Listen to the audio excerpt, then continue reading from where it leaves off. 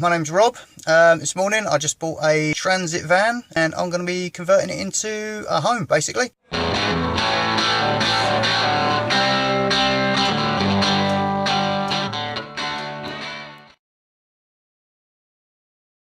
Hello everyone, I'm back. Got myself back out here in the van.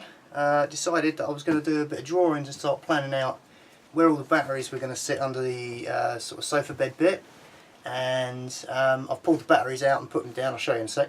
Put them down, and as I was sitting there drawing away, I've noticed that I have been a complete and total tit, and I'm going to show you why. So yeah, I've been sitting here drawing away, looking at the batteries that I've laid out, so I've got a sort of rough idea of how much space they're going to take up. And as I was sitting there inspecting them, I realised that in here, with these things that I've been trying to... Is that the right one? I don't even know. Yeah. Trying to find these that fit on here. These are the only ones that I've managed to get, a pair of them. And as you can see, probably, that in there is an Allen key head. And if I undo that,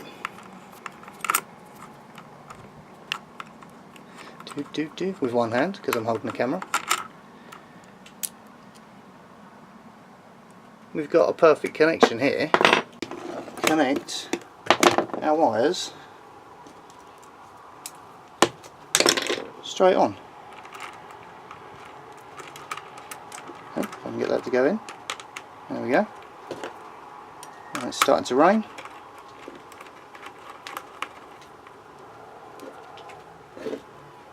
Like that. And now it's connected. So I've gone through all that faffing around for weeks trying to find these damn things, and I didn't need them. So in a way I'm kind of glad, and I realised I've just attached the red wire to the bloody negative terminal. Doesn't matter, I'm only showing you as an example. So yeah, now I've got loads of eyelets and I've got a load of wire in there. So, oh no, my drawings are getting wet. There we go.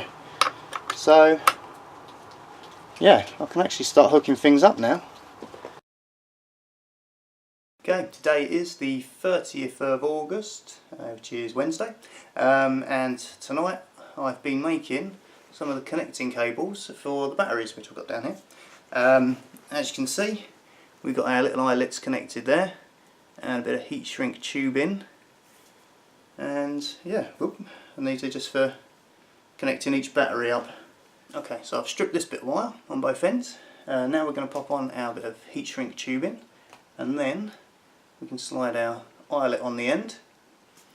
Okay, once you've got your eyelet on, just before you put this on and your tube thing, your heat shrink tube, shrink it, I've got one of these spring-loaded heavy-duty crimpers for the eyelets, and then all you do is you pop it in there, give it a good whack with the old hammer, and that should crimp it down and give you a nice, decent, firm connection to hold your eyelets on. Now when you crimp it, you want to make sure you try and get it as close to the middle of your this sort of bit here, the tube bit, as you can. You don't want it too close to this end because it's not going to hold it in at the back. You don't want it too close to this end because it's going to pinch it and you might dig into the cable and damage it. So you want to make sure it's just about in the middle. And then just give it a nice firm couple of taps. As you can see there, that's a nice strong connection. So of course now your eyelet's connected and firmly held on, you just slide your heat shrink tubing up.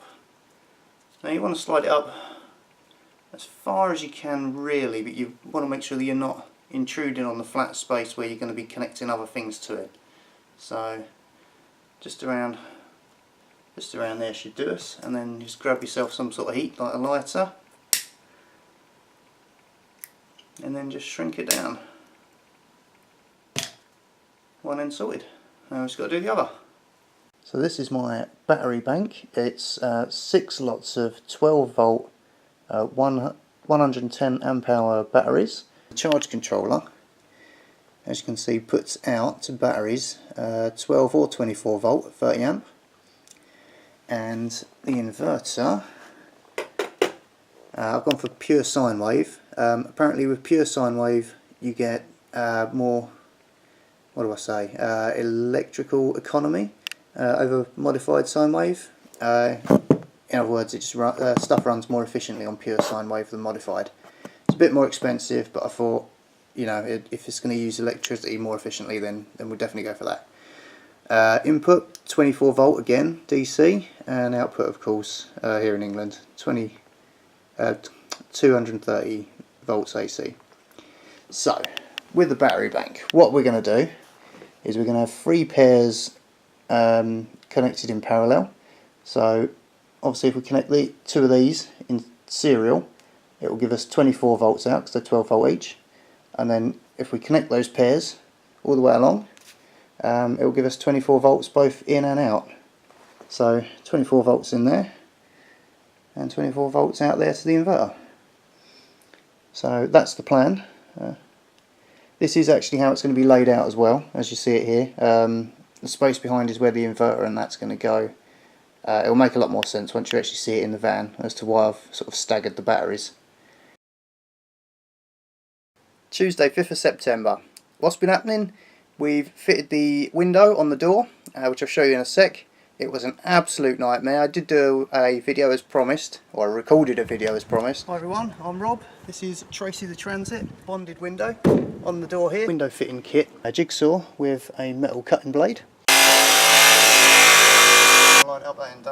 Unfortunately, I'm not sure if I'm going to release it or not now because it was an absolute nightmare. Just about everything that could have gone wrong went wrong, other than dropping the glass and breaking it.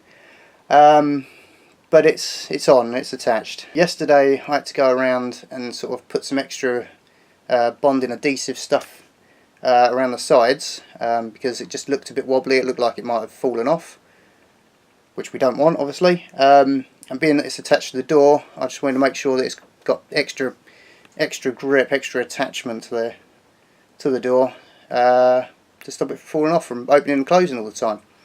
And then while I was doing that yesterday, I realised it was leaking from the top. So today I've gone and run down some more of the bonding stuff all the way along the top just to seal that shut. And after all that, it should be dry and it should be stuck on firmly, and that's it. So let's have a quick look at the window. Ta-da! You can't really see it now because it's been raining outside, but all down here is where it leaked on the inside, and you can just see this. Well, you could just see there was some water residue, which was clearly on the inside. So it doesn't seem to have leaked again, although it's only been a little bit of drizzle. I'll chuck some water over it later when it's set properly and check it again. Okay, ladies and gents, we have here two 12 volt batteries, 24 volt input, 1000 watt inverter, which is connected to a Raspberry Pi and a monitor. So if we switch this on, beep, well, that's on, and it looks like it's booting up. Yay! There we go. So this is going to be one of my boards with all my bits and bobs on. We've got solar charger with a 30 amp fuse right there. That's going to be wired up together. This of course is the 1000 watt inverter. We've got power kill switch here that goes from the batteries through a fuse here, this fuse, and then through the switch into this. This has its own switch on it as well, so you can switch it on and off. From the engine batteries, we're going to have a wire coming in this way through this fuse into the VSR, and then out of the VSR through another fuse again, and then from there into batteries to charge the batteries when the engine's running. Yeah, just trying to work out where everything's going to go on here and then start sort of bolting it down. Also, I have tea. Oh, that's a good colour. I've also got some little eyelets and some cable ties. So what I can do is, when I'm running the wires, I can screw these in here and there, and then cable tie the wires down to keep it all looking neat, so I know where everything's going. It's not just a big mess, hopefully.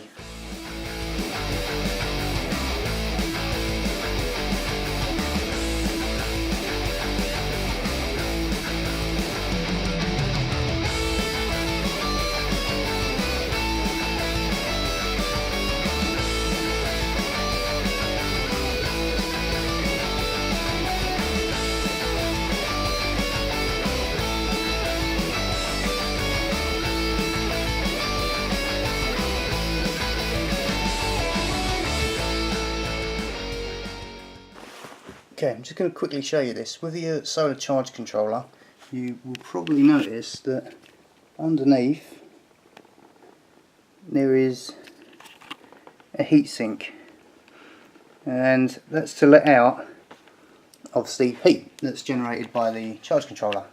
So what you don't want to do is go blocking these off, because then the thing's going to get really hot. It needs to have some airflow through it. So just make sure that you keep underneath and above just clear enough so that it can, a little bit of air can flow through it. And while we're on the subject of airflow as well, with the inverter, you'll notice that at the front there are some vents, and at the back, or maybe at the sides, might be different with your ones, of course. We've got two fans. So again, just leave room. Obviously at the front you're going to have to leave some room here because there's plug sockets there. But just leave enough room for air to flow through it and to keep it cool. You don't want it overheating.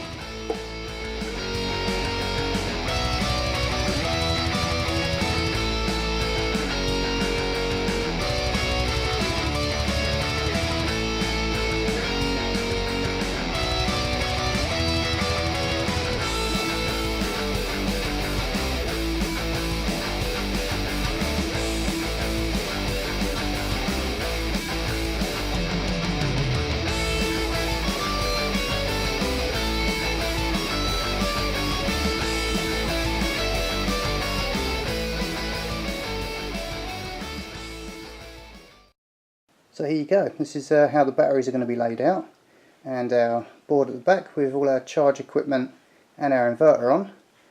It doesn't have any of the 12 volt or 24 volt lighting or wiring things on there. They're going to be on a different board. The only thing that isn't on there yet, because I need to make some sort of bracket for it to fit it on, is our sort of kill switch, which should go somewhere about there.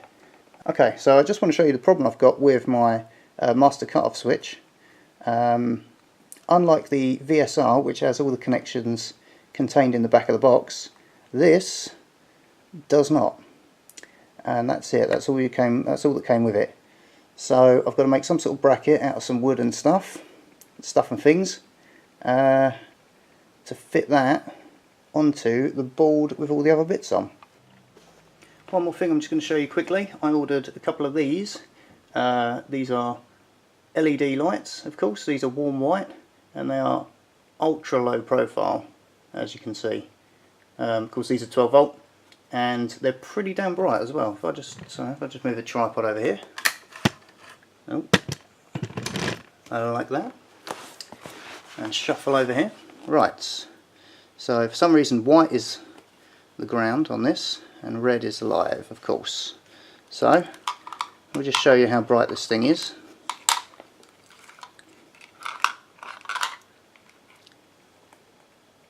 Pop. That's pretty bright. So it's late on a Monday night. I'm afraid that's the end of this video.